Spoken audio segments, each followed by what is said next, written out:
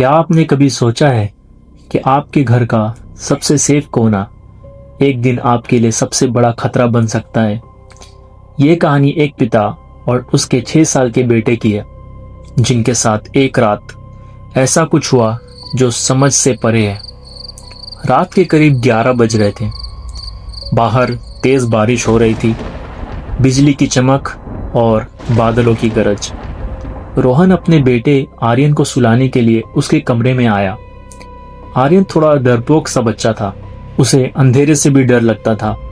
रोहन ने हल्का सा मुस्कुरा कर पूछा, बेटा लाइट बंद कर दूं?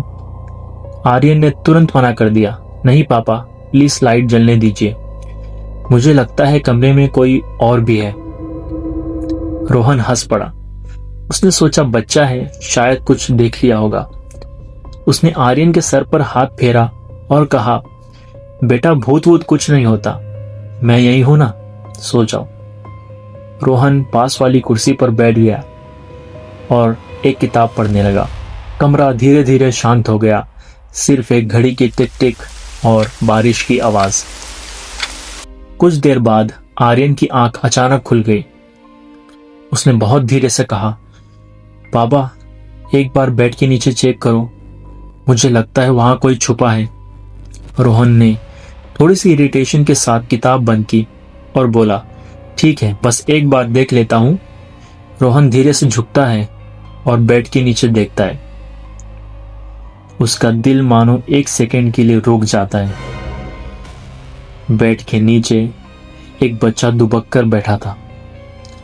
वही चेहरा, वही कपड़े, वो आर्यन ही था। उसका चेहरा डर से सफेद पड़ चुका था, वो कांप रहा था। उसने रोहन की तरफ देखा और बहुत ही धीमी आवाज में कहा, पापा बेड के ऊपर कोई बैठा है जो बिल्कुल मेरी तरह दिखता है। उसे भगाओ पापा, मुझे डर लग रहा है। रोहन की सांसें मानो जैसे रुक सी गई। उसने बिना एक सेकंड भी वेस्ट किए नीचे बैठे आर्यन का हाथ पकड़ा और सीधा कमरे के बाहर भाग गया।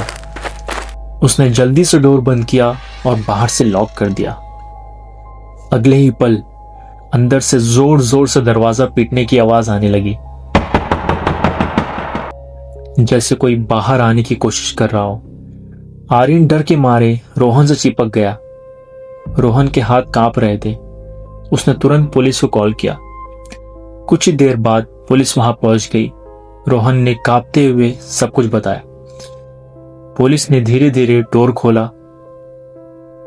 और अंदर कोई भी नहीं था, ना कोई बच्चा, ना कोई आवाज, सिर्फ एक चीज, बेड के पास जमीन पर पड़ी हुई एक टी शर्ट जो रोहन के बेटे आर्यन की थी, पर उस पर ताजा खून के दाग लगे हुए थे। रोहन शॉक में खड़ा था।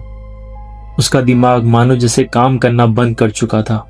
तभी पीछे से एक ठंडा हाथ उसके हाथ पर पड़ा। रोहन का पूरा जिस्म सुन्न हो गया था। उसने धीरे से पीछे मुड़कर देखा। उसके पीछे आर्यन खड़ा था, लेकिन उसकी आंखें बिल्कुल वैसी नहीं थी। वो धीरे से मुस्कुराया और हल्की सी आवाज में कहा, पापा आपने गलत आर्यन को बचा लिया। कभी कभी जो हम देखते हैं वो सच नहीं होता, और जब तक हमें सच समझ आता है तब तक बहुत देर हो चुकी होती है।